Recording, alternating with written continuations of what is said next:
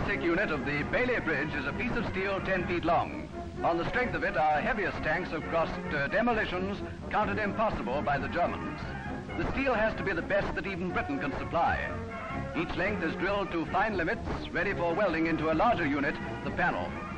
Known as booms, centers, and stars, these Meccano-like pieces, light enough to be handled by a woman, are placed together in jigs.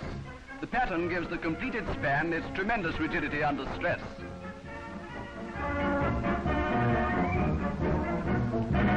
The bridge's lightness comes from arc welding as opposed to the nut and bolt method. Revolving jigs are used for easy assembly. Every welded joint cuts out a lengthy job of bolting up. Sliding into place, each panel of the Baily has 4 bolt holes drilled into it, 4 only. The best German bridge needs 24 steel bolts to join any 2 spans together. Every process is checked over. Each panel must be interchangeable. In the average bridge, the upright sides, here being loaded, merely stop traffic, leaving the carriageway.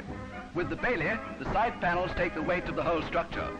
24 such panels can be joined end to end and pushed out from a launching site straight across a gap without support. In the hills of Italy, under battle conditions, the Baily proved a winner at every distance.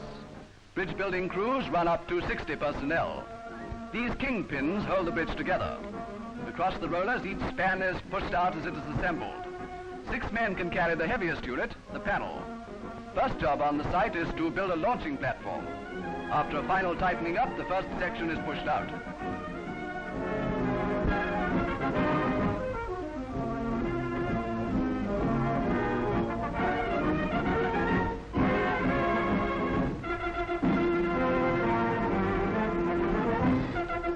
The bridge grows, span by span, perhaps 100 feet an hour.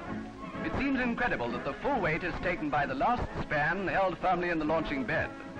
It couldn't be done without the strong steel pins which lock the panels. Sappers bridge the river Trino in Italy, 300 feet across, in 36 hours. Once laid, the bridge may be permanent and will carry with ease a loaded tank recovery vehicle, the heaviest single unit in our armory.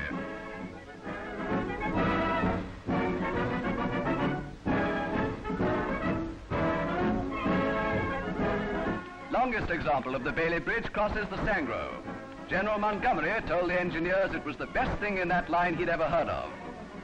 1,200 feet long, built in 10 days, the Sangro Baily beats all records. But it was one of many. During the rapid advances in North Italy, a Baily Bridge was laid down every mile. In Normandy, every fresh breakthrough proves the Baily indispensable to victory.